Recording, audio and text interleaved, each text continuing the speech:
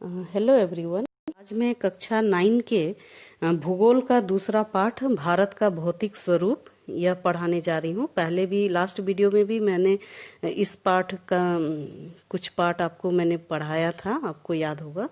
तो आज जो मैं बताने जा रही हूँ यह है भारत में विभिन्न प्रकार की जो भू आकृतियां पाई जाती हैं। देखिए, आप अपनी स्क्रीन पे देख रहे हो मुख्य भौगोलिक वितरण जो है भारत का, उसको एक एक करके आपको बताने जा रही हूँ। यहाँ देखिए, हिमालय पर्वत श्रृंखला है। भारत में जो भौगोलिक आकृतियां हैं ये सब है। ये 6 तरह की आपको यहाँ दिख रही है।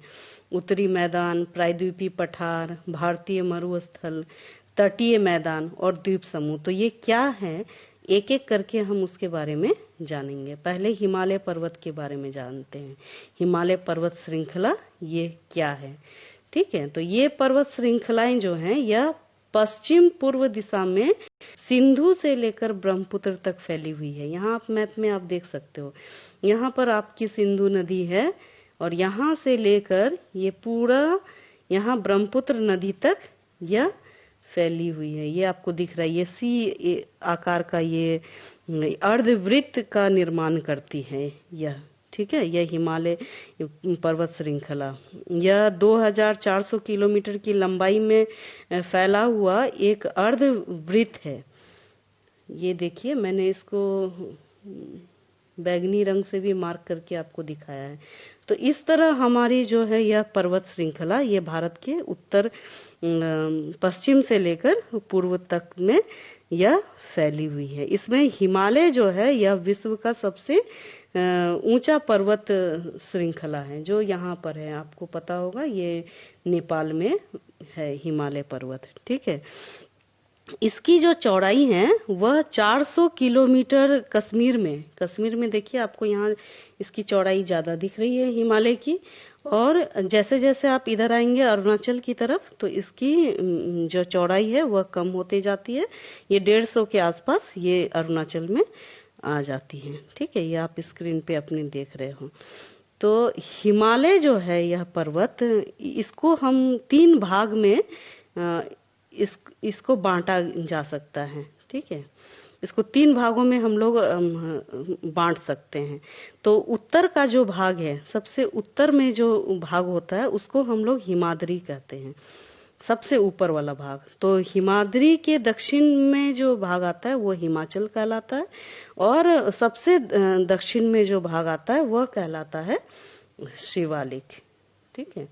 देखिए, यहाँ मैंने अंडरलाइन भी आपको किया हुआ है। हिमालय को 3 भागों में बांट सकते हैं। जो सबसे उत्तर वाला भाग है जो श्रृंखला है उसको हम लोग महान या आंतरिक हिमालय या इसको हिमाद्री भी कहते हैं। ये 6000 मीटर की औसत ऊंचाई वाले सबसे ऊंचे जो शिखर होते हैं वहां पर यह मिलती है, ठीक है। और इसमें खास बात क्या है कि यह श्रृंखला हमेशा बर्फ से ढकी रहती है क्योंकि ये बहुत ऊंचाई पर है और इससे बहुत सारी हिमानियां भी निकली हुई है, ठीक है।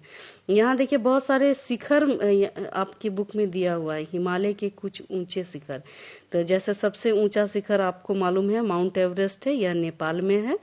इसकी ऊंचाई आपको पता ही होगा 8848 मीटर की ऊंचाई है। उसी तरह आपको कंचनजुंगा, मकालू, ठीक है, धौलागिरी, नंगा पर्वत, ये सब आप थोड़ा सा याद रखोगे कि कहाँ है। भारत में है कंचनजुंगा, जो भारत की सबसे ऊंची जो शिखर है उसका नाम है कंचनजुंगा, ठीक है। ये भारत में है। तो यह था हिमाद्री का जो सबसे ऊंचा, सबसे उत्तर में अगर आप देखोगे तो यह है हिमाद्री। और उसी के नीचे जब आओगे, हिमाद्री के दक्षिण में जब आओगे तो वह होती है हिमाचल। हिमाचल जो है वह आपका हिमाद्री और शिवालिक के बीच में पाई जाती है, ठीक है। दोनों के बीच में जो है वह आपका कहलाता है हिमाचल। देखिए, मैंने इसको अंडरलाइन किया है। हिमाद्री के दक्षिण में स्थित जो श्रृंखला है सबसे अधिक ये असम एवं हिमाचल, या उसको हम लोग निम्न हिमालय भी कहते हैं, उसका नाम दिया गया है हिमाचल, ठीक है। तो इसकी ऊंचाई थोड़ी कम हो जाती है, 3700 मीटर से 4500 मीटर के बीच इसकी ऊंचाई। मतलब यहाँ पर पहाड़ जो है वो थोड़ा सा छोटा हो जाता है। हिमाद्री में और ऊंचे पहाड़ आपको पर्वत मिलेंगे, ठीक है। तो इसमें जो है इसी श्रृंखला में कश्मीर की घाटी तथा हिमाचल में जो कुल्लू कुल्लू मनाली का नाम आपने सुना होगा, तो यह सब जो है कहाँ पाई जाती है, ये आपके हिमाचल में मिलती हैं, ठीक है। तो हमने दो भाग बता दिया आपका, सबसे ऊपर हिमाद्री हो गया, उसके दक्षिण में हो गया आपका हिमाचल, और जो सबसे नीचे है वो है आपका शिवालिक, ठीक है। तो ये शिवालिक जो है हिमालय की सबसे बाहरी श्रृंखला का नाम है, शिवालिक कहा जाता है। इसकी चौड़ाई और कम हो जाती है, वह 10 से 50 किलोमीटर तक ही उसकी चौड़ाई होती है, और उसकी जो ऊंचाई है, पर्वत की जो ऊंचाई होती है वो 900 से 1100 मीटर के बीच होती है। तो क्योंकि ये शिवालिक जो है वो फिर धीरे धीरे आपके मैदान में आकर मिलने लगता है, और नदियों के द्वारा लाए गए जो भी गाद हैं उससे आपका ये निर्माण होता है इसका, ठीक है, शिवालिक का, और फिर धीरे धीरे आपका उत्तरी मैदान में वो बदल जाता है। हिमाचल तथा शिवालिक के बीच में देखो, हिमाचल और शिवालिक इसके बीच में स्थित लंबट घाटी को दून के नाम से जाना जाता है। जैसे आपने देहरादून सुना होगा, ठीक है, पाल्टी दून, ये सब जो दून दून जो होता है वो सब आपका हिमाचल और शिवालिक के बीच में पाया जाता है। तो ये तो था हम हिमालय को 3 भाग में जो बांटे हैं, उत्तर से दक्षिण की ओर। हिमालय को ही हम ऐसे भी बांट सकते हैं, पूर्व पश्चिम से उत्तर दक्षिण के आंतरिक हिमालय को पश्चिम से पूर्व तक स्थित क्षेत्रों के आधार पर भी उत्तर से दक्षिण भी आप उसको बांट सकते हो। जैसे आप यहाँ मैप में देखो, मैंने इसको इस तरह बांटा है, ठीक है। इस तरह भी आप हिमालय को बांट सकते हो, ठीक है। ये पहला जो आपको दिख रहा है, देखो मैंने बांट दिया है 1 2 3 4, आपको ये 4 भाग में हिमालय पर्वत बटा हुआ दिख रहा है, ठीक है। तो पहला जो भाग आपको दिख रहा है ये आपका सिंधु से लेकर सतलज नदी, ठीक है, इसके बीच का भाग ये आपका पहला हो गया। दूसरा आपका सतलज से लेकर काली नदी तक आ गया, ठीक है। ये देखो यहाँ आपके बुक में लिखा हुआ है, सतलज एवं सिंधु के बीच स्थित हिमालय के भाग को पंजाब हिमालय के नाम से जाना जाता है। ये जो नंबर 1 जो मैंने आपको बोला है, ये नंबर 1 जो जगह है, ये आपका सिंधु से लेकर, यहाँ पर आपका सिंधु है, पाकिस्तान के इधर बहता है, से लेकर सतलज नदी के बीच का जो भाग है उसको हम लोग कहते हैं पंजाब हिमालय, ठीक है। उसी तरह सेकंड वाला जो है वह सतलुज और काली नदी के बीच के हिमालय को हम लोग कुमाऊं हिमालय के नाम से जानते हैं। दूसरा जो भाग है इसको हम लोग कुमाऊं बोलते हैं, क्योंकि यहाँ पर सतलज नदी है और ये जो नेपाल से सटा हुआ यहाँ पर आपकी काली नदी कहलाती है, ठीक है। तो काली नदी जो होती है, तो ये हो गया कुमाऊं का क्षेत्र। और तीसरा जो है ये आपका नेपाल का क्षेत्र आ जाता है, काली तथा तीस्ता नदी, ये नेपाल हिमालय का भाग हो गया। और चौथा जो आपका दिख रहा था वो तीस्ता तथा दिहांग नदी, जो कि आसाम हिमालय की सीमा में आता है, ठीक है। तो ये इस तरह भी हम हिमालय को 4 भाग में बांट सकते हैं। तो ये तो था आपका हिमालय के बारे में जानकारी। अब हम जानते हैं उत्तरी मैदान के बारे में। तो उत्तरी मैदान जो है वह भी 3 प्रमुख नदियों से बना हुआ है। ये आपको याद रखना है, ये एग्जाम में आता है आपका, ठीक है, कि कौन कौन सी 3 प्रमुख नदी से हमारा उत्तरी मैदान बना हुआ है। वह है आपका सिंधु, गंगा एवं ब्रह्मपुत्र, जिसको मैंने अंडरलाइन कर दिया, तथा इनकी जितनी भी सहायक नदियां हैं, ये सब जो अपने साथ गाद लेकर आती है, क्योंकि हिमालय के नीचे ही देखो, ये हिमालय है हमारा, हिमालय के जस्ट नीचे जो है दक्षिण में आपका उत्तरी मैदान है। क्योंकि हिमालय से जो भी नदियां बहकर आती है वही गाद छोड़ते छोड़ते आगे बह जाती है, और उसी के कारण ये हमारा उत्तरी मैदान बना है, फॉर्म हुआ है, ठीक है।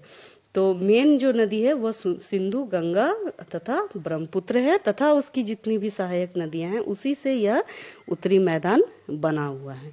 तो यह जो है, यह मैदान, यह जलोढ़ मृदा का है, क्योंकि जब नदी आती है तो वो अपने साथ गाद लाती है, तो वो नेचुरली आपका जलोढ़ मृदा हो गया, उसी का वह निक्षेप करके आगे बढ़ जाती है, जिसके कारण यह जो भूमि होती है वह काफी उपजाऊ होती है। ठीक है।